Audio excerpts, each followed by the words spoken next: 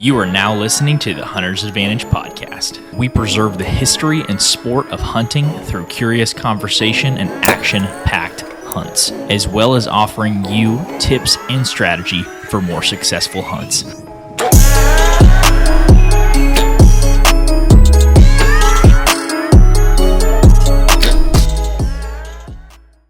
Hey everybody, welcome back to the Hunter's Advantage podcast. This is episode number 162. I'm joined by a great guest this week, the Basement Decorator, or maybe how friends and family know him, Thomas Stamper. How's it going, man? Thanks for joining me. Good, man. Thanks for having me on. Of course. Many people are probably going to be wondering, if they're not following you on TikTok or maybe one of the social platforms, what's up with the name Basement Decorator? I remember the first time I saw it, I was like, it took me a second to get it, but maybe explain it to the audience, the people that aren't watching us. Maybe they're just listening. So pre-COVID, I was just hunting, having a good time. I didn't even know what Instagram was. And when COVID hit, I was home from work for like 9 months. And at the beginning of it, I got really bored. And I'd always kind of had this dream of creating a brand in the hunting industry. And I overthink everything in life, hunting, raising kids, everything. And my wife was like, well, what do you think about when you walk up to a deer? And I said, how's it going to look on the basement wall? And she goes, you're the basement decorator. And so it was totally her idea. And it was the first time in my life I hadn't overthought things. And I was like, I'm going with it. It's really weird.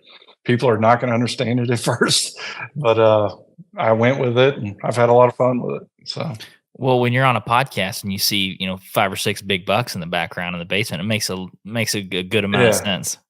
Yeah. I mean, it's fun. Like, I like to rearrange stuff, and I've got 4 walls. You can only see one wall, and it's the other day I made a video on TikTok. This is my wall of fame now. So, my 6 favorite deer. Whatever that ends up being going forward, they're going to go on this wall. So that's awesome. I've negotiated up to 5 in my office with my wife, and she just repainted the room like this really dark green. And she's been getting me a bunch of art. So like I got a longhorn in here now. She got me some horse pictures, a pronghorn. She bought me this huge painting. She's like, yeah, you're going down to 3 mounts now in your office. And I was like, I don't remember having this conversation. She said, well, do you want it to look good or not?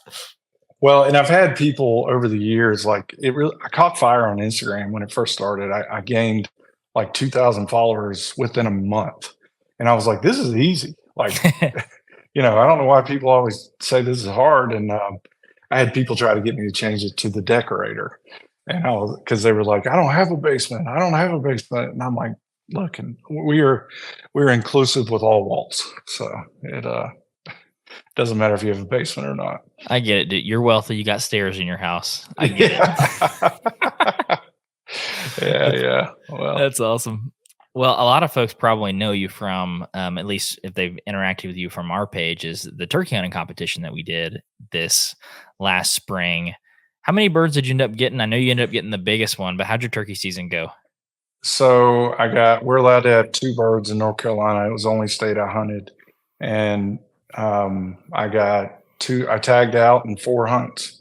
So it was by far the best turkey season. I fooled a lot of people this spring. I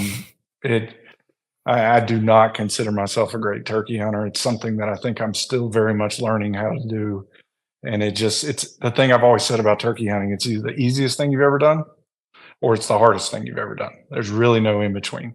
And with I think y'all heard the backstory with my back and the injuries that I had this spring, and I literally couldn't walk 2 weeks before turkey season. So to have that happen, even though it was a silly competition and we were all, razzing each other and having fun, it actually kind of meant a lot to me to win something like that, because where I came from and, where it finished. So it was fun. That's awesome. I got a really funny turkey story for you. We went up to Wyoming and then South Dakota for a bachelor party. I got a buddy that is trying to do the slam, and he's all about turkey. He killed 8 turkey last year in 6 different states. Like, he's just an animal. And wow. Yeah, and so we went up to South Dakota. Well, he shot a bird in Wyoming and South Dakota, and of course, I'm pretty novice at turkey hunting. I've killed I think 6 or 7 or something like that, Yeah, but yeah. mainly in Oklahoma. I've killed 1 in Texas. We go up to the Mount Rushmore one day, and there's 2 guys sitting up there with their birds propped up, their Merriams propped up on the edge, taking a picture in front of Mount Rushmore. 2 game wardens walked up to him immediately and almost arrested the guys.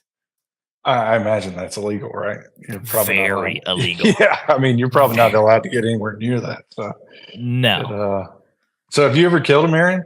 no, no. I tried in Wyoming and South Dakota in 6 days after sleeping in the truck. I never had one. We went in the late season though. Have you ever got one? No, all mine are Easterns. I've never really had the opportunity to hunt anything but an Eastern. I The ranch that I hunt in Texas is my cousin's ranch, and they have Rios, and I've been invited a couple times. I just wasn't able to make it work. So See, hopefully someday. I'm on the Rio front the same way you're on the Easterns because I've never killed an Eastern. I've hunted in Mississippi and I've had opportunities to kill one. I Yeah. haven't, but I've only killed Rios, never killed an Eastern. Yeah, Easterns are, and I only know this because it's all I've ever hunted, but Easterns are incredibly just like finicky, and then they're not. Like the second bird that I got this year that had the 13.5 inch beard, he flew down. It was like 7 o'clock. He flew down with a hen, and anyone who's ever turkey hunted, game over, right? There's a hen in the field. He's not listening to me. He's not even going to look at me. And I just did the loudest, most obnoxious call I've ever done in my life with my mouth call. And he turned and saw that full strut decoy. And I wish the one morning I left my camera at home, he full strutted 400 yards across the field. So, and it was like, that's easy. But then there's Mhm. other times, and it's probably that way with all turkeys, but it's a very frustrating because I know next year I probably won't see one. So Yeah. it, You gotta bring that camera. The one time that we left the camera in the truck, a few years ago, like summer scouting, we jumped to, like, upper 170s buck on public land, and we were telling our buddy, we were showing him how big it was. I got a phone video of it, but he was like, "Dude, whatever, that's 150 max." I was like, "You don't understand, dude. This is the biggest deer I've ever seen in my entire life." No one yeah. believed. I think so many people when you throw a number like 170 out there, like, no, it wasn't. No, it Yep. wasn't. Well, they've probably never seen a 150, Mhm. and they've never actually put their hands on a deer that big. And 170, I think it's a number that gets thrown around easily. That's a giant. That's an Monster. absolute giant deer. Yeah. So Well, my buddy that same season shot a 162, and when we held it on that public land, Jake shot a yeah, 162 on public, and we said, yeah, this buck would you could fit that rack inside the one that we saw. that's wild. That is wild. And that was in what state? Texas? No, I'm just kidding. That was Oklahoma. Yeah, yeah, yeah, yeah. Yeah. You so Yeah. what have you been up to in the summer? Like I know it's still early summer. We're 14 days of 100 degrees in a row. What have you been up Yeah. to as far as hunting goes? Well, so things have changed a little bit in North Carolina. I guess it was 2 years ago, we had our first confirmed CWD case. So usually this time of year, where all my properties are, we're putting mineral sites out and putting cameras on those mineral sites, and we no longer are allowed to put minerals out. We have CWD county, so it's kind of changed things, and um, it's you can either be angry about it or figure out a different way. So I've been trying to put out as many mock scrapes as I can. Um, I used to love to turn on my cell cameras as early as possible, but this year I'm trying things a little different. I'm just using the regular cameras and trying to save some money because I've got so many out of state places that I have to use my cell cameras at. Um, so yeah, it's changed a little bit this summer. I used to run, I've got 1,800 acres that I hunt in North Carolina, and I would run upwards of 15, 20 mineral sites, Mhm. all with a cell camera on it. And we're not allowed to do that. Every county I hunt is in that CWD zone. So, um, so yeah, I've changed things a little bit, but checking stands. I think so many people forget to check their straps. I'm not a guy that is a mobile hunter. I'm 6'3", 270. So I sweat if I look at something too long. And Yeah. so I've got probably 50 stands set up all over that land for every different wind or, pinch point that I could find. And sometimes I'll only hunt those stands once or twice, but I like to just leave them. But I go in every for a stand I hang, I go every 2 years and check the straps. So I've been replacing a lot of straps. And but yeah, there's always something to do. Oh yeah, yeah. You have Yeah, access to that much land. There's definitely always something to do. Yeah, the yeah. CWD thing is interesting with the congregating deer. So you guys can't feed any. I don't know if North Carolina is it typically a bait state or no.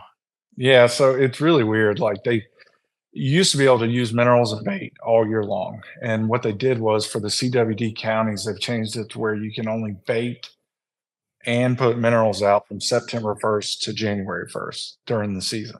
So you can't do it in the off season when they need it, but you can do it in the season. And the reasoning was that I think they thought that, like, if you've been a state that's been able to bait for as long as North Carolina has, a lot of people probably would just not go. And they were worried that people would stop going out and harvesting deer and it would just, cause the spread to be bigger. So that's their reasoning for leaving it in season. It doesn't make a whole lot of sense to me, but I don't get to make the decision. So Yeah, that sounds like a classic example of people making the law that don't know anything or hunt or consult biologists or care at all about yeah. satisfaction. Well, there was a thing that came out after this past season. There were 7 cases. I think it was out of. I'm sure somebody will call me on this, but I think it was like 2,500 deer that were tested in those areas, and there was only 7 cases, and 6 of the 7 were bucks. So they even came out and they were like, there was a resolution that didn't pass, thank God, but they were thinking about having unlimited bucks. Oh my god. Because and luckily that got squashed really quick, but that would have just devastated us because we're not a state that historically, like you'll find some big bucks if you've got a bunch of land that you can manage and everything. But historically, when you go to the processor, it's 4 points and spikes. I mean, it's just a shoot me state, as a lot of southern states are. Mhm.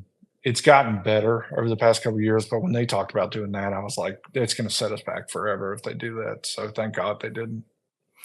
It's really interesting that the CWD thing is the congregation of deer. Like we just talked to Bronson Strickland on the podcast, and Yeah, he was like, "You don't want to bait, you don't want to put any feed out, like anything that congregates deer together." I'm like, on private, that's my entire strategy. Like, yeah. I live in. I What? mean, I hunt in Oklahoma. It's a bait state too. If you don't, you're Yeah. behind the 8 ball. Yeah, and that's what a lot of people don't understand. We see it on TikTok and different social platforms all the time. They're like, if you hunt over a bait pile, you're not a real hunter. And when somebody says that, I know immediately you've never hunted in a state that you could bait because you would know that there is not a more nervous deer than a deer that is walking up to a bait pile. And a lot of time you don't shoot that deer over the corn. You got to figure out where he's walking and skirting the corn pile because most time they only come in at night. And yeah, it just doesn't make any sense to me because like the CWD thing is something that I'm pretty passionate about because a deer is a social animal. Hmm. They do so many things that involve being in the same area or licking each other or licking a licking branch and all these things. And they can test all they want with these high fence deer, but I just, I don't know. The county that I hunt in Missouri is the epicenter for CWD. And I've been hunting there for 5 years. I go the first week in November and we see more deer every year. So I'm not saying that it's not real. I'm just saying that I don't know if it in the wild kills 100% of deer, but I have nothing to back that up. That's just my opinion. Yeah, when we were talking to Bronson about it, it was interesting because he said he was saying 100% of deer that get it end up dying, whether that's in the year 1 or year 3, 4, 5, Yeah. whatever. And he said, I asked him, what can we do to combat CWD? And he said, well, that's kind of the scary part. He said, apart from putting deer together, we have no idea. And Yeah. that's kind of where they're at with it. He said it's $1 billion question. Well, and if you look at the state where it started, Colorado, I think it was in like 1958 when they found the first case. People still spend a lot of money to go out there and hunt. And if it was going to wipe out a population, I don't think people would be spending all that money to travel across country. Because the way I understand it is it's not just whitetails. It can spread to other, you know, types of deer, right? I mean, I'm not sure. yeah. So I don't know. I don't know. I'm not a scientist or anything. I just know what I see. Yeah, yeah. Seeing is believing. And like Macon County last year had, that's where I hunt in Missouri. They had 44 confirmed cases. And every year I go, I only hunt 150 acres, but every year I go, it's better. So, I don't see this population decline in the epicenter, but Yeah.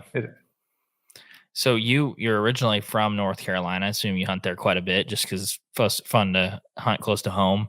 yeah, When did you start kind of branching out and hunting different states like Texas and Missouri? I know you have a soft spot for Texas when it comes to whitetail hunting.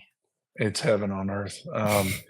So when I first got married, which our 10-year anniversary is coming up, I went to a family get together, and at the time, I'd killed the biggest buck of my life on Thanksgiving. It's traditional go hunt on Thanksgiving, so I'm pumped.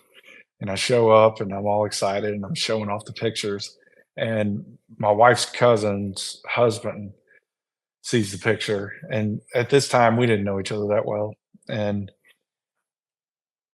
he we're very different.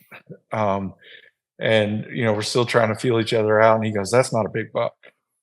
And Ooh, that's wrong that's one answer. of the that's one of the worst things to say to a guy that just showed up late to Thanksgiving, killed a deer, whatever. And he starts showing me pictures, and he's like, "This is a big buck." And I was like, "Where is that?" And he proceeded to tell me that he owns a 7,000 acre ranch in South Texas. And I was like, "We're family now, right?" so, so I've super privileged. It's not a hunting operation. It's not a high fence thing. It's literally just their family hunts it. There's like 5, 6, 7 people, including me, that hunt it, and it's crazy. It The first year I went, I was so intimidated. Every deer I saw was the biggest deer I'd ever seen in my life, and it's just wild. And people look at my Texas videos and they're like, "Must be nice," and I'm like, and that's the thing. Every state, the hunt is different. You got to Hmm. hunt where you're at. You got to hunt the environment that you're at. And, the hunt in South Texas is not shooting the first 130 that comes out. You got to wait because the big boys don't just walk out. You got to be patient. So it's just a little bit different type of patience down there than here. If a 130 walks out, I'm not passing him. I don't care. I'm just not, because you don't. I saw 3 antler bucks in North Carolina last year. Oh my goodness. It's a rough state to hunt. I mean, I see a lot of deer. We have a doe problem. Nobody shoots does. We get 4 doe tags a year. I try to use all my doe tags, but I had a hunt last year where I saw 26 does in one night and not one buck, and this was November. So Too many it's options.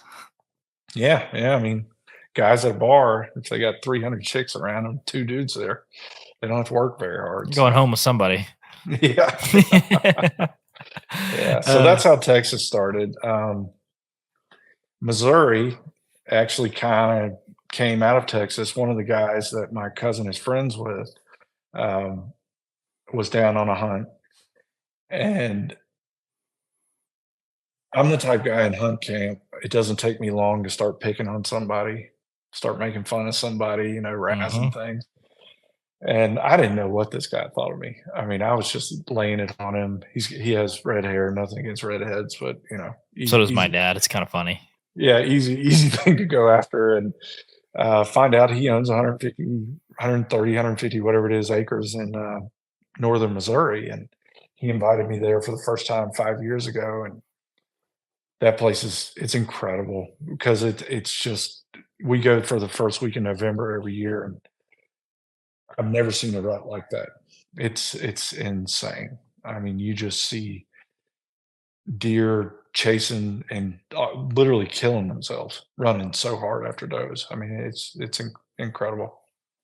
So So what's the difference in style from going somewhere like North Carolina to South Texas? Because it seems like there's a very distinct style of hunting in South Texas. How do you guys kind of do it?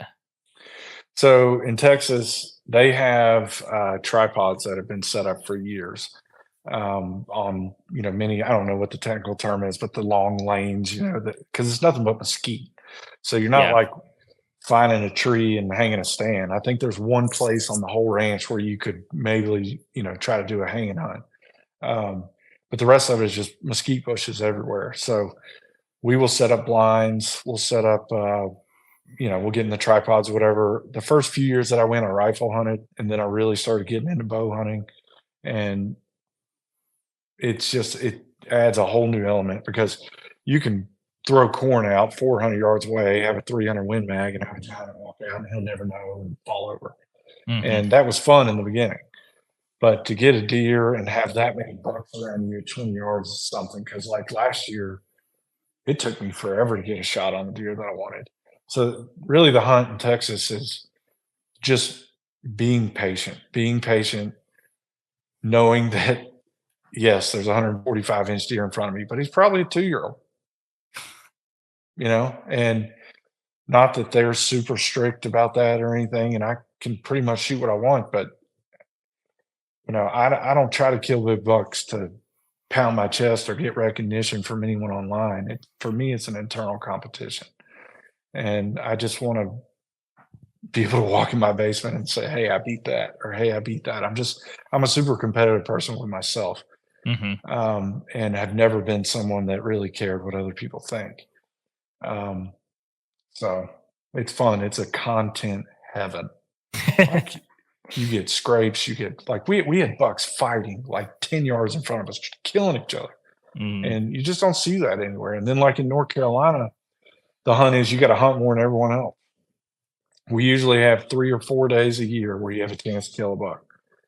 And you never know which, like in certain states, November 8th or November 6th. That changes every year in North Carolina. So um, some of my properties I've been hunting long time. I don't even know how many years. So I try to go off history and weather. Um, in North Carolina, come November, our winds swirl so much I don't even pay attention to the wind. I Hmm. just know historically where the bucks are going to travel, and even if I haven't gotten one camera, I'll go to those spots and just sit all day and go base it off history, and uh, that's how I hunt here. I used to, as a kid, sit and stay up super late with my grandpa and watch. I don't know if the show is even around anymore, but it was like Tecamanes or something like that, Yeah. Whitetails. Oh yeah. Yeah. And I used to just always watch when they would come down. I don't know if they're called senderos or whatever, those long strips like you were Yeah. talking about, Yeah. and just see 130, 140, 150, 160. And That's crazy. they're like, yeah, I'm waiting for the big one. And then 24-inch wide buck comes out, the 170, and they shoot it. It's just, oh my goodness. And it seems like those Texas whitetails have a look to them. Like I'm looking at some of the ones behind you and I'm like, that looks like a Yeah. Texas whitetail. Yeah. The two on the left side, or where that way, sorry, other way. Those are Texas. And the crazy thing is, like, you'll think that it's a bad spot. I had a hunt last year where I only saw 3 deer in the evening. And in Texas, that's awful. Hmm. That's a terrible hunt. And the people that hunt the ranch the most, the aunt and uncle that are part of the family that hunt there the most, they were like, you got to go back to that spot. And that's where I ended up killing my buck last year. And they come out of that mesquite and you can't see into it at all. Like, you'll have a scrape or whatever, and that's all fine and dandy, but you cannot see 20 yards into the mesquite bushes, and then they just appear. And it's so cool. Like, and you can't hear them like where you're hunting. If you're hunting somewhere that's wooded, you can hear them coming through the leaves or something like that. There's you don't get to use all your senses. Hmm. So it's definitely not like a super hard place to hunt. It's just a hard place to be disciplined and go after what you want. Yeah, it's weird to hunt like brush country bucks, Yeah. and as Yeah. opposed to like I'm used to hardwoods and pines and that sort of Yeah. stuff in Oklahoma most of the time. But it's cool because we've had, I mean, love him or hate him, we've had Charles Beatty on the podcast several times, and he like talks about rattling and calling in deer in that country, and Yeah. the thickness is so cool because it's like almost like you can get close to them without, you're not walking across a winter wheat field and they're watching you for 500 yards, like you're getting in tight. Yeah, we've done that before. You can just because they have all these roads on the ranch that are kept up uh, by whoever does that. They'll come on with those big machines and grind back the mesquite. But we've done that before where we'll just pick some random 300 acres on 7,000 acres and just start walking as far in as we can, and we'll get down below a bush and start thrashing the bush and rattling, and it's amazing how aggressive they are. Like they fight to the death. I mean, they are just it's not a couple rattles and gone. They are trying to kill each other. Well, So that's cool because it's a testament to how a deer acts when it's actually wild and it's not hunted all the time. Like that's how they're supposed yeah, to act. That's how they would all act if we didn't yeah, hunt them. yeah, and that's I think people look at Texas and they go, "Those are tame deer. Those are tame." No, they're deer that have never seen a human. Because like my property in West Virginia that I have is a 15,000 acre property, and there's 20 other guys in the lease, and it's wild. When you get 5 miles off the road up on top of a mountain peak, you can walk right up to a deer, and it's like, what is going on? Well, they've never seen a human, so Hmm. they don't know to be scared of the human. Now in hunting situations, I'm sure it's going to be different. This is my first year hunting there, but um, that and we got tons of black bear there, tons. Hmm. So What's the tag on the black bear situation? Or can you get tags easy?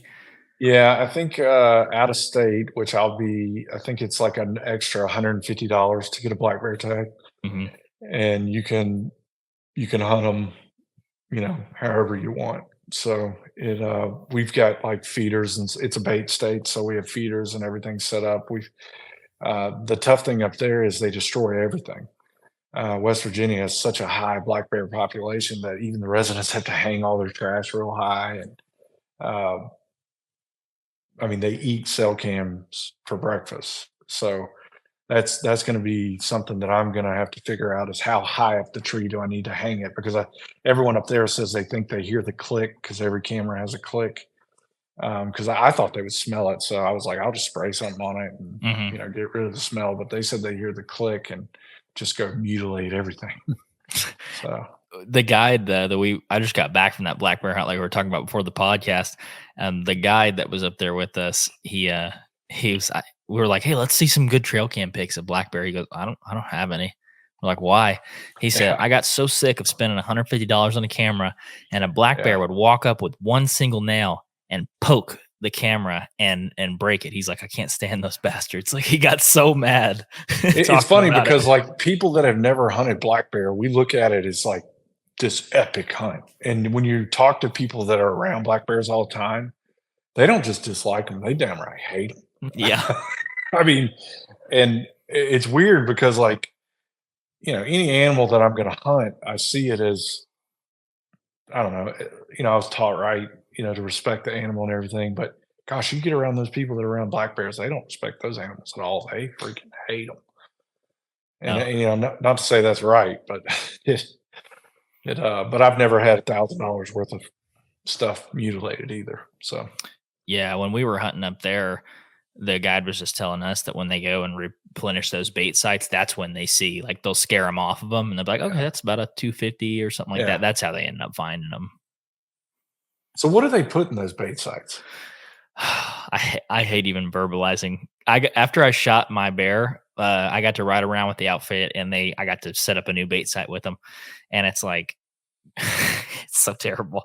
It's like wheat seed, M&Ms, raisins, and Wow. then he takes, blue icing like you'd put on cake, and he lathers that up on the barrel and on the trees. Like, they like all Holy that crap. smokes. Yeah. Yeah, they didn't now are you gonna eat it or did you like donate Yeah. the meat? I actually already ate some of it, so I ate some of the ground, and I was super worried about, like, I guess they carry trichinosis or something like Yeah. that, Yeah. and I didn't wanna eat any of it rare, so we cooked it pretty well done the first time I ate it, and it tasted like just kinda like a well done burger, which is kind of a sacrilegious and it's a sin anyways to make one well done. But then I had some of the, like, ground breakfast sausage, and they added some pork fat to it and made it spicy, and I thought that was really good. Yeah, it sounds good. Yeah. Yeah, I mean, the thing is you just gotta make sure it's well done, right? And Yeah, I can't eat stuff well done, though, that's terrible. No, gosh, it's like if you try to eat venison well done, you might as well throw it away. So Yeah. So what is the you got a couple really good looking ones behind you. What's the biggest buck you've been able to take out in Texas or South Texas? I should say South Texas because people are going to hear Texas and go, "Oh, dude, I've never seen a big buck in Texas." I've actually got it as a skull mount. You want me to grab it real quick and Yeah, let's show it see to it. you? Yeah.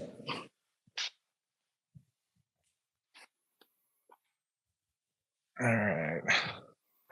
So before all the TikTok scoring Nazis come after me, I scored this buck at 161. It was not officially scored or anything, but it had all kinds of character.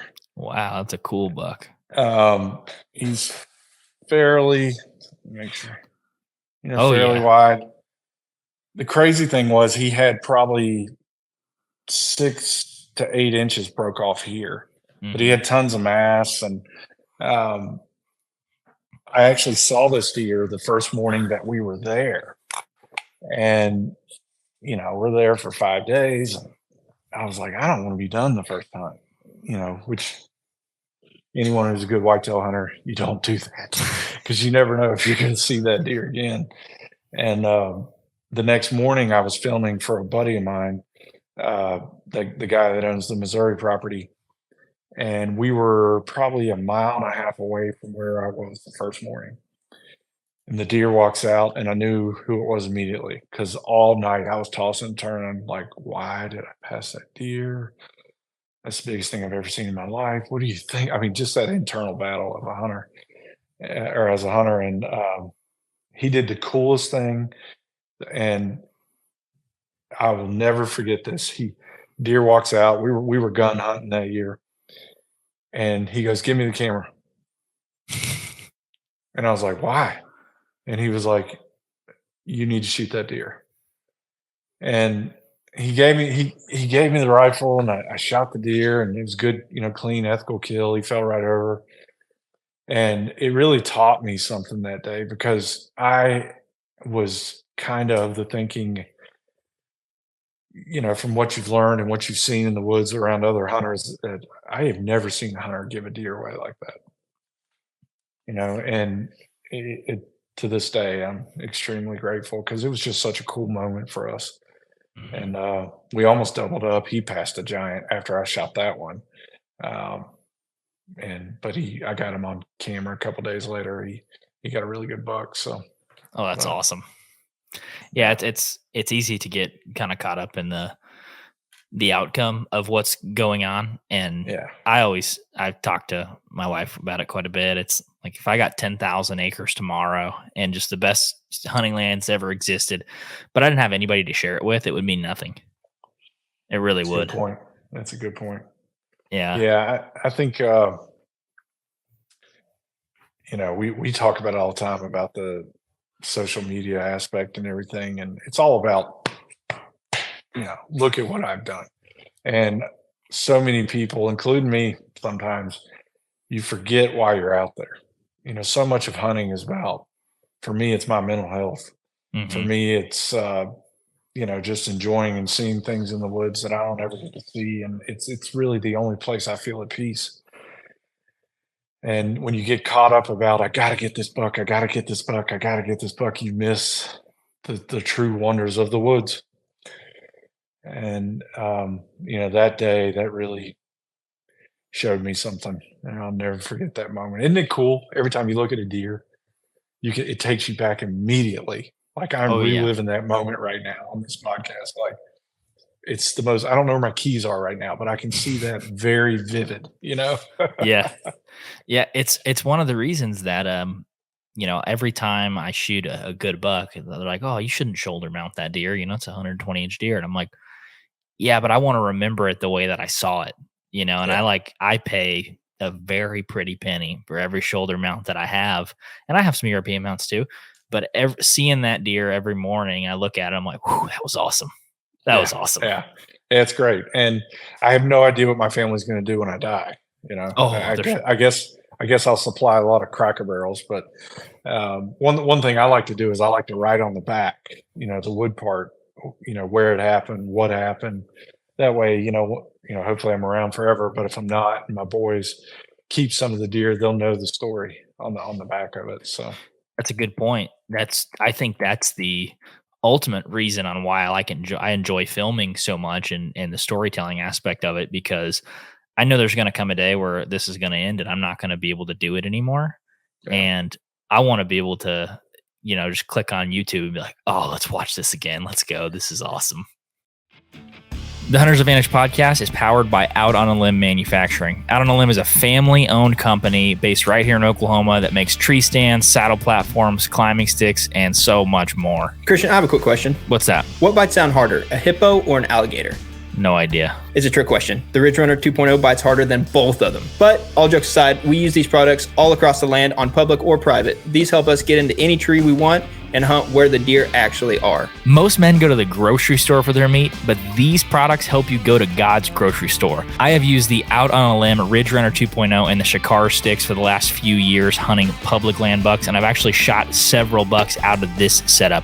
If you want to support the podcast and get some Out on a Limb equipment, make sure to go to outonalimbmfg.com and use code HNTA10 for 10% off at checkout. Once again, if you want to support the podcast, go to outonalimbmfg.com and use code HNTA10 at checkout for 10% off. Now let's get back to the podcast.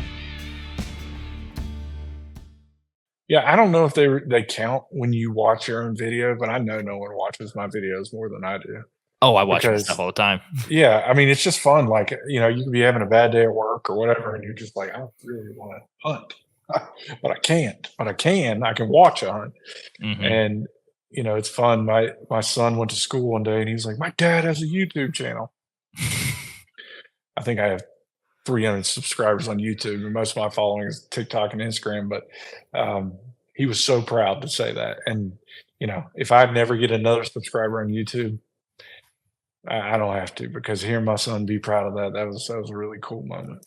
Yeah, that is super cool. Kids love YouTube, though. They're on there. Like, I think I'm on YouTube a lot. Wait till you watch a kid with an iPhone. Dude, they know how to work YouTube better than I do.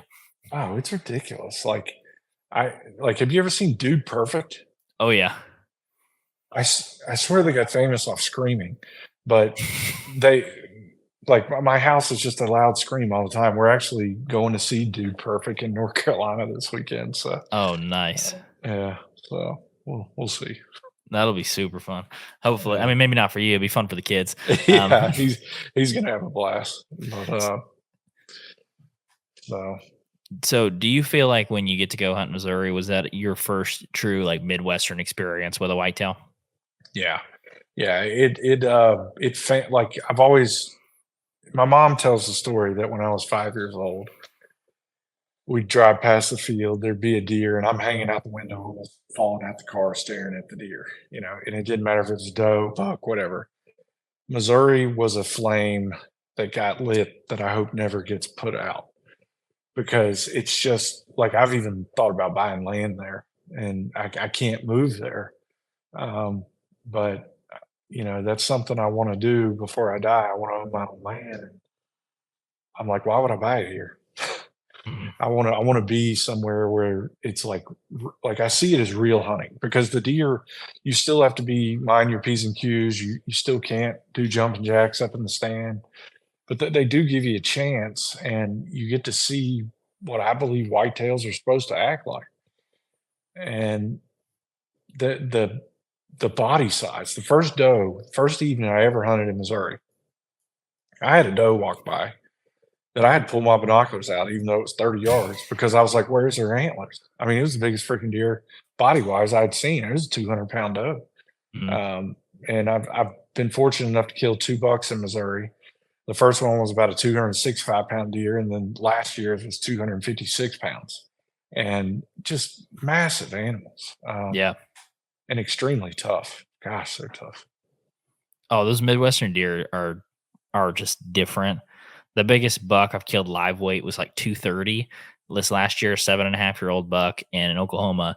And I remember dragging him. I'm like, this is a different kind of animal. You go to the Midwest, it's even different than that. We went to Kansas this last season, and I pulled over into a cut milo field, that was bordering up to some public I actually shot a buck on that piece of public, but there was 40 deer in that field, and there was like I looked at them, it went like 110, 130, and I looked to the left, and there was every bit of a 160, every bit of one running off, and that thing looked like a refrigerator running away. It was like, oh my gosh, how does he even get out of this field?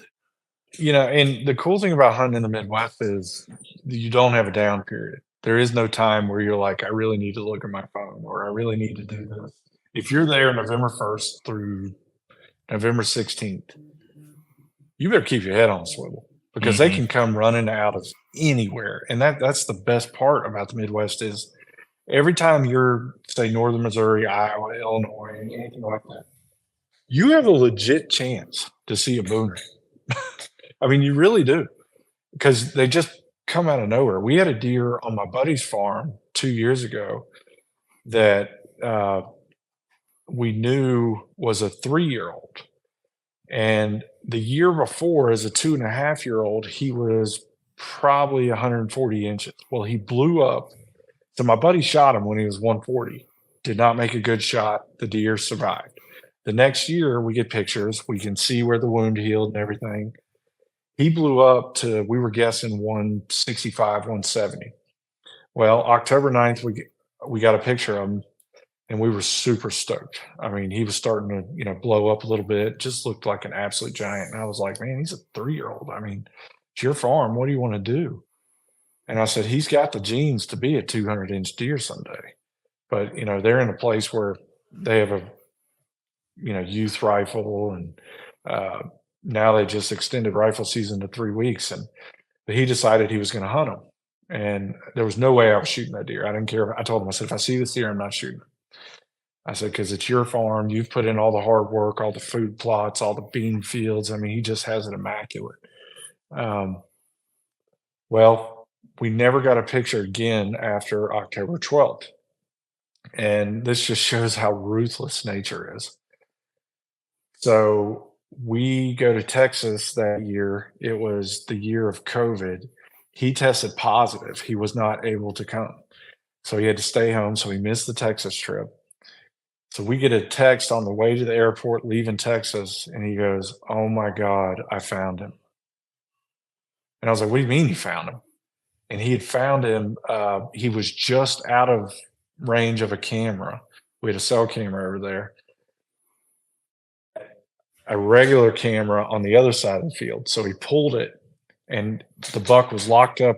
So this deer ended up scoring 167 inches as a 3.5-year-old because we sent off his teeth. And then the other 3-year-old was 156 inches, and his antlers were so messed up and weird looking that they just got locked together.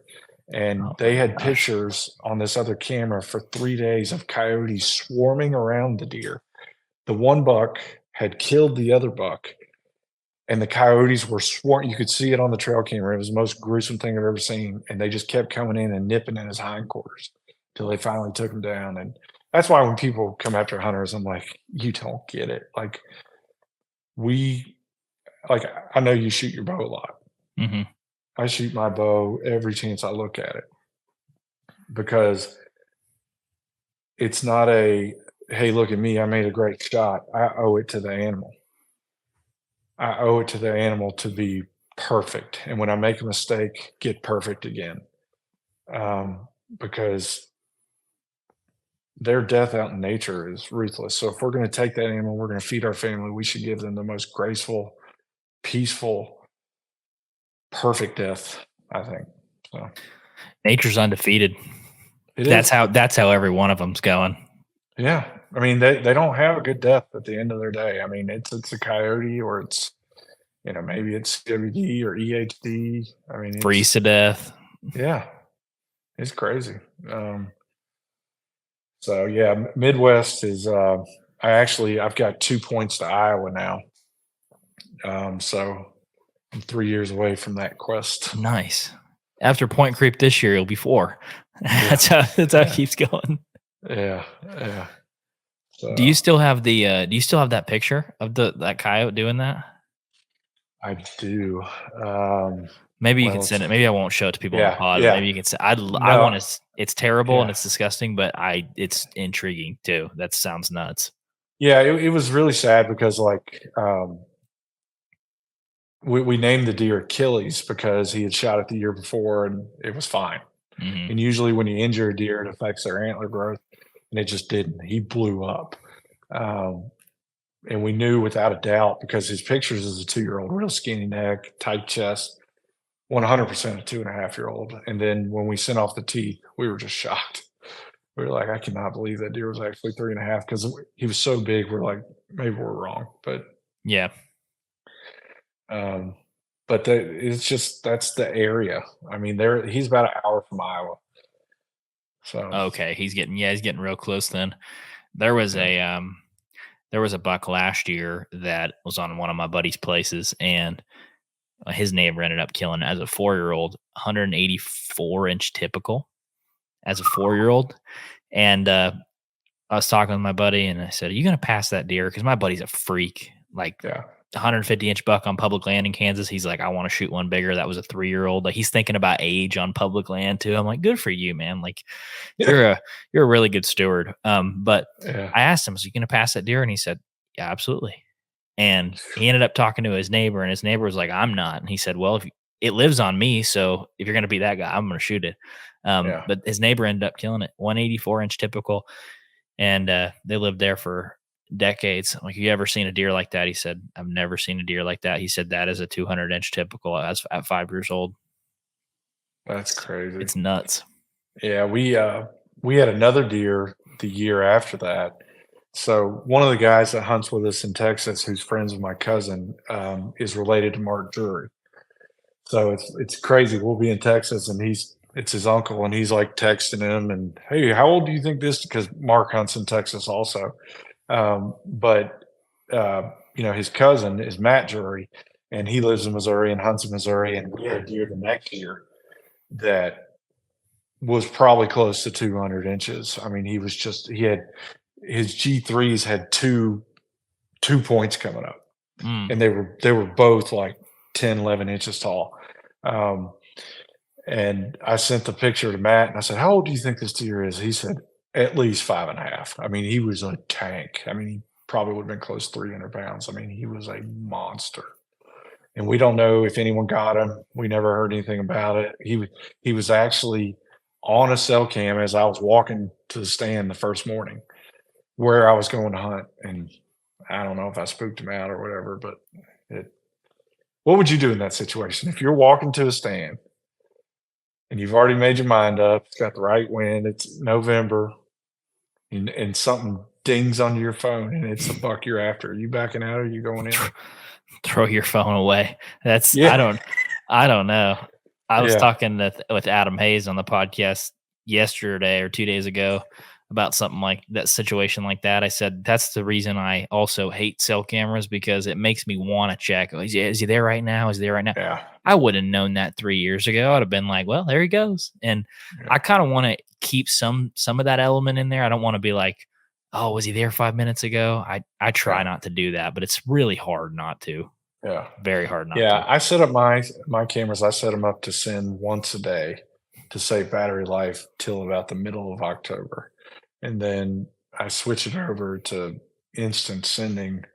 A lot of people hate cell cams. I don't. I think the whole world technology has gotten better. Why should we not? You Yeah. know, and it has given me the chance to still be a dad, to still be a husband. I don't feel like I need to drive out there and, do the scouting, which maybe that makes me a lazy hunter, but it gives me the opportunity to live all facets of my life. So, Well, yeah, and it takes away a lot of the manual process of going and checking your SD card cameras. Dude, that used to suck. I despise it. Like, I still use them, but I some of them, I tell you what, the $34 Muddy camera is not bad. It's, for the money, it's a pretty good SD camera. So we have we got the Wild Game Innovation Terra 8s. You can find them on sale at Walmart, $25 after deer season. buy every single one of them I see, because throw them out on public land, take them, enjoy it. Like, we've had people steal them. We've had people steal the SD card. I'm like, Take them. yeah, whatever. I don't care. Yeah. Yeah. So I've never hunted public land. I've just always had so much opportunity on private land. I really had never heard of people hunting public land until 5 years ago. It seemed like it got real popular. Very. And I think obviously hunting public, who used to be Midwest Whitetail, well, Zach was on Midwest Whitetail. Just really exploded that, and it's a challenge. I just don't like the talk of people that are like, "Well, you only hunt private. You're not a good hunter." I'm like, "Well, I do a lot of work." Yeah. And I'm not taking anything away from you. I know it's a real challenge to get out there. I can only imagine. But the way I look at it is, I've got so much private land that we don't have a lot of public around, specifically where I live in North Carolina.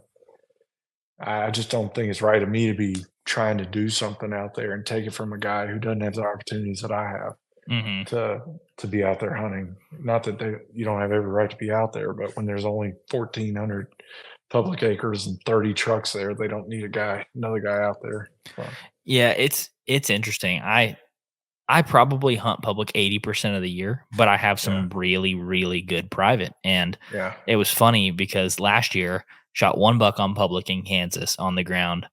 I think I counted it up. I had over 50 sits on public last year, but I had 3 sits on private, and my 3 sits on private, I killed 5 deer, and and it took me 50 on public to kill 1.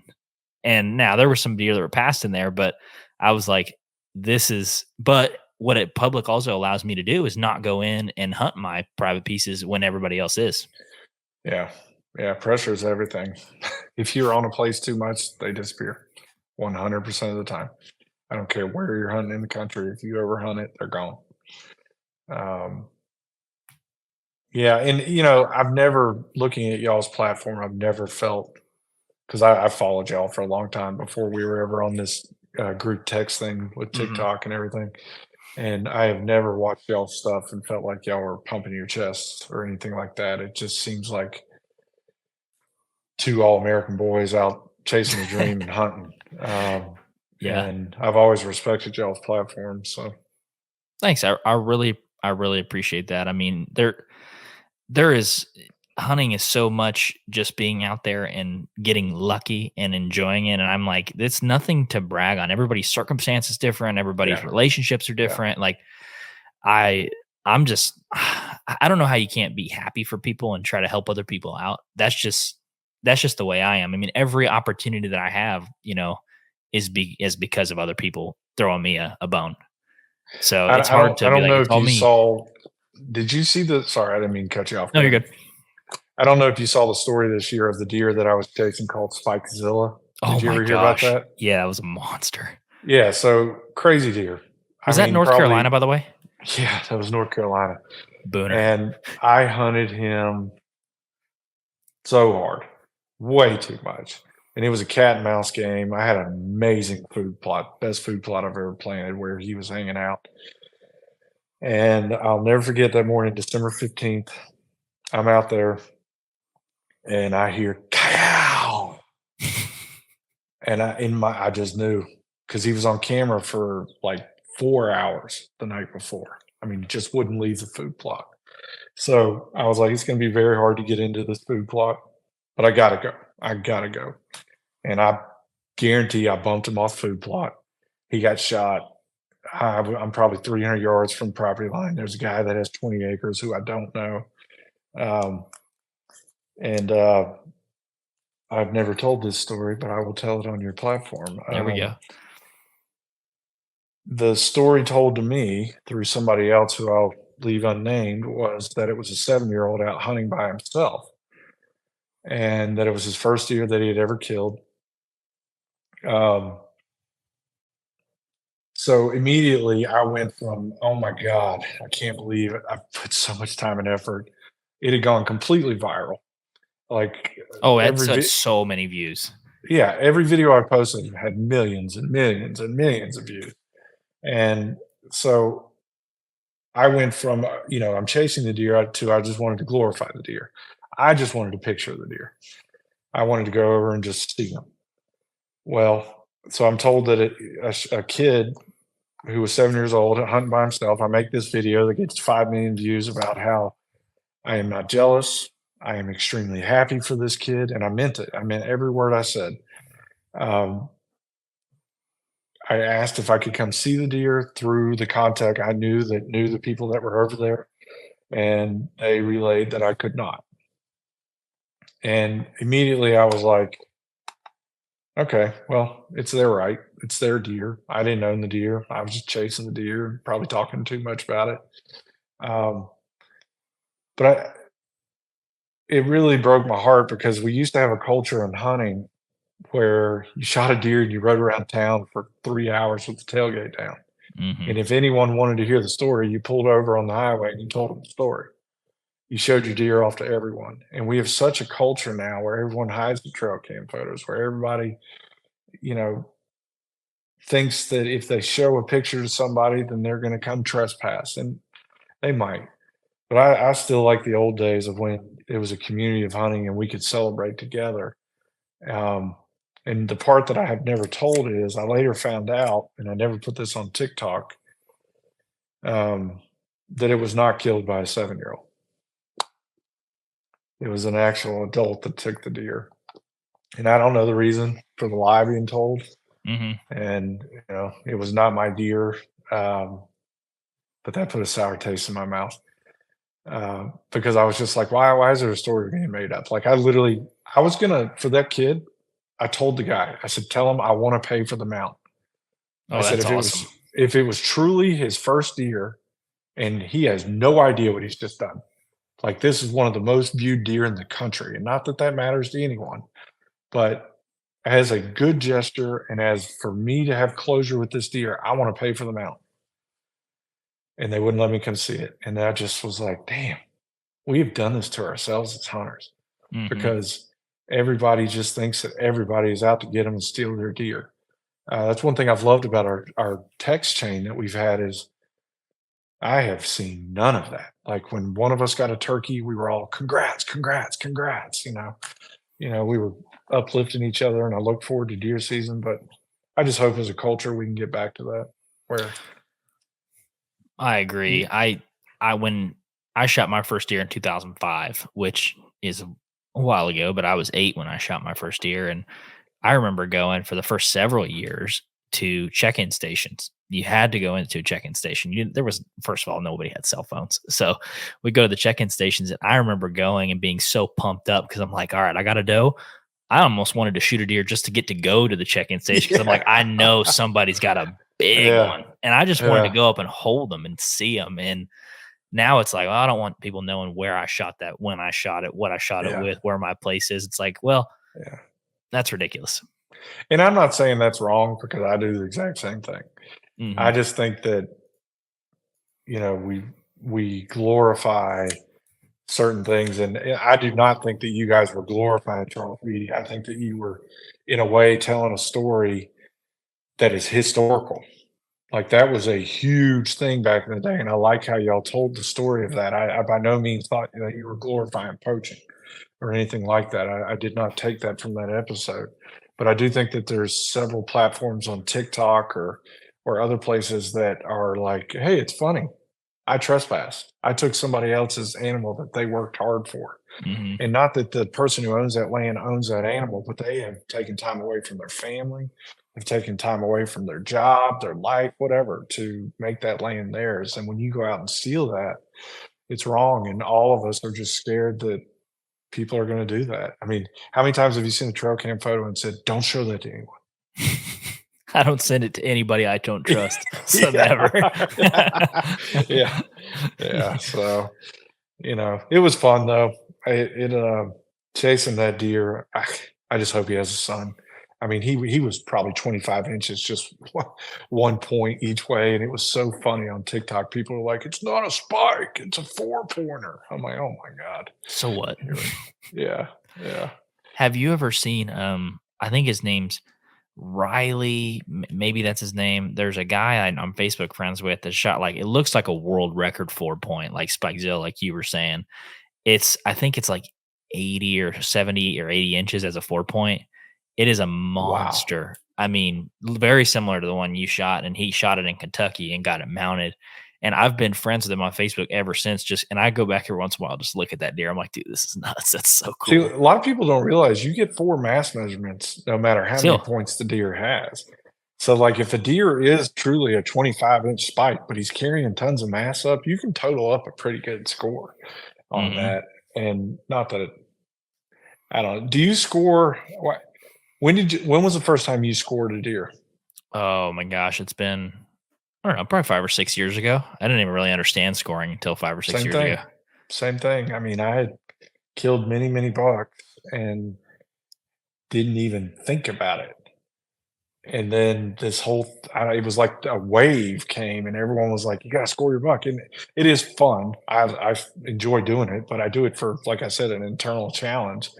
Um, I think too much emphasis. I would love if we get back to the days of people going, "Hey, I saw a 10-pointer. Hey, I saw an 8-pointer," not a Oh yeah, 146-incher. I used to, or I still do to some extent, but I remember when people show me how big Yeah. with this right here. Yeah, that's great. Yeah, the old My, timers. He looked like the hood of my truck. He was so yeah, wide. Yeah, yeah, that's how I used to. My uncle would shoot a good one. He's 16 years older than me, so I got to live kind of vicariously as a kid through him shooting good deer and yeah, shooting bigger and bigger deer. That's how I'd always describe them. 9-point, this big. yeah, Nobody was asking how long were tines, how big were the ligers. Nobody cared, yeah. and it doesn't matter. It doesn't matter anyways. No, I mean, the real reason hunting started was meat, and in a lot of ways, I think a lot of us have perverted it. And are you going to shoot a big buck? If there's a little one out there, everyone would say yes. So if there's a little one, a big one, um, but that's why I take great pride in preparing venison. I love cooking it and trying different things and try to, I don't know, just use all of it. So I know I saw that you mentioned that. What is some of your favorite ways to prepare it? Because it's something that I am very cognizant of now, because now as an adult, I'm like, okay, I have my own kitchen. I have all these things. I can take time yeah, to prepare an actual yeah, meal. And I've shared a wild game with people quite a bit lately, and I'll come over and I won't tell people chicken fry backstrap. And like, oh my God, what yeah, is yeah, yeah, that's deer. Oh, I told you I didn't even want to try deer. Well, you love it now. Now you're asking me yeah, for more of it. How do you do it yeah. for the most part? Well, I think it all starts on when you're cleaning it. The number one thing you hear from somebody who's a non-hunter is, "I don't want to eat it. I've heard it's gamey." And the gaminess comes from the silver skin and from the tallow. So if you don't take the time to cut it like any other red meat, you want to keep all the fat on it, right? When you grind it, you don't want to do that with venison. So if you're grinding it up, you got to get all that tallow off. Um, my favorite way to cook a backstrap is I like to do about 1.5 inch thick slices. I like to get the pan as hot as possible. Put some butter in, and then I'll put in minced garlic, minced onion, salt, pepper on the meat, and then just sear it for 30 seconds on each side. And I think that is the most classic, just good way to eat it. But I like to try new things, and I cooked it the other day. With like put red wine in the pan Mm-hmm. and put butter in it. God, it's an Italian dish. I can't even think of the name of it, but I'm not a cook. I have no idea. yeah. So that's for me. That's fun. I like to go in my fridge, find stuff. Like, I don't follow recipes. I never have, and throw it together. See how it turns out. But the thing with all venison, if you're going to cook it as a steak or if you're cooking the back straps or anything, if you go past medium rare, it's not good. It's just not. So you want to get it to an internal temp of about 115 and take it off. Mm-hmm. It's gonna when it rests, it's gonna get up to that 135, 136. So, have you ever sous vide it? Sous vide is like the bag with the water, right? Yeah, I call it the French crock pot. Yeah, I've So never done that, but I have friends that cook beef that way, or yeah, beef that way, and oh, it's insane. yeah, so like, parts of the ham are really good as steaks, and then there's parts that can be really tough. So if you cut off a chunk of meat and you put it in the bag and you put it in the water and you leave it in the sous vide for like, I don't know, 5, 6 hours, you can set the water to rotate around the meat to whatever temperature you want it to be. So like if you set it to 131, 131 is pasteurization. And you know how when you cook like a steak rare and it bleeds everywhere, Hmm. when you cook it in a sous vide, it comes out and if you were to cut in the meat before you seared it, it doesn't bleed everywhere. So the blood and meat can freak out a lot of people. It doesn't freak me out, but so you'll sous vide it, you take it out, you chill it, shock it, and then you put it on the grill or in a hot pan with butter and you sear the outside of it. And you think you're eating tenderloin every piece of deer meat you eat. That's how tender it gets. That So sounds awesome. yeah, I would definitely get one. It's amazing with all meats. You can go to the store, say if you're eating beef, Hmm. you can buy a London broil, serve it, and everyone will think it's filet mignon. Really? It's the guy that taught me how to do it is like a real chef. I'm just kind of a wannabe. And he showed me the process, and I didn't believe it either until we went on a beach trip with a bunch of guys and he served it to us and he was like, "Yeah, that was a London broil." I'm like, "Get out of here." So I started doing it with deer meat, and one of my favorite ways to do it. Yeah, that sounds pretty awesome because I remember the first time I had a friend cook it for us in New Year's and they made mashed potatoes and I think beef that way. And you could just grab it in your hand and just crinkle it and it would just go 8 different directions, how soft it was. I was Oh like, yeah. dude, this is almost too good for human consent. We don't deserve this. Yeah. Yeah, and like with the turkeys that I got this year, I just followed the Chick-fil-A recipe, where you Nuggets. basically just put it in pickle juice and, uh, you know, flour, put in some egg wash and then flour it and salt and pepper, and it's good. The So turkey that I shot in Oklahoma, we cooked it all one night. We had 6 people around the table. We went and got waffles and we made turkey and waffles, like chicken and waffles. That's one of my favorite meals is chicken breast and waffles. Cooked an entire turkey that one night and all ate chicken and waffles. I about broke a tooth on a BB, but apart from that, it was pretty good. yeah, the second one was like a 35-yard shot and there were BBs all over him. So it there wasn't much anything going on. I got so excited. But No, the TSS, they're so small. It's like, oh, I got them all. No, they always find a way. yeah. Yeah. So So are you pretty excited for your West Virginia lease this year? This first year on it? yeah, this lease has been really managed well. The way it works up there, it's nothing but tree companies, coal mines, gas companies. And this county where it is, it's a bow only county. Oh, So that's a game changer. it's a game changer. And this lease historically has had multiple 200-inch deer on it, just absolute giants. 2 years ago, there was a deer killed that was 168. There was a deer killed 2 years ago that was a 10-year-old deer. They had it on camera for the previous 7 seasons. And they called him Double D. It's under the platform Calculated Killers. Okay. And it had like double drop tines on both sides. Just an absolute monster. And these mountain deer, they look a lot like Midwest deer, which very much surprised me. They're very large bodies. They don't have super high population or high deer density up there. But they just run those mountain peaks. So we set up the way it works is if you buy into it, you get 2 spots, and then you can set up community stands for other people to hunt besides yourself. But my buddy from Missouri also joined it.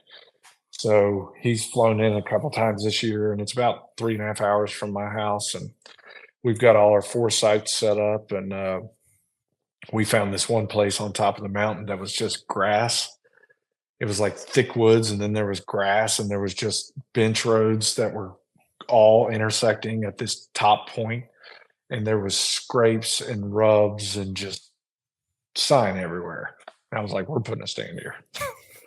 And so we left cameras out. You can run minerals up there, so we put mineral sites out, and we're actually going to go check them end of July and put out cell cameras. So we're ready to get going with that. I'm pretty pumped. But it's an hour and a half ride in my Ranger from where I park Oh my gosh. up a mountain to get there. And in the dark, it looks totally different than the day. And some of the drive up there, like there's roads and stuff, but there's a couple places where if you go a foot the wrong way, you're falling off a cliff. Mhm. So it's a different. I've never done anything like this, but it's a new challenge, and I'm sure I got a lot to learn. But I'm looking forward to it.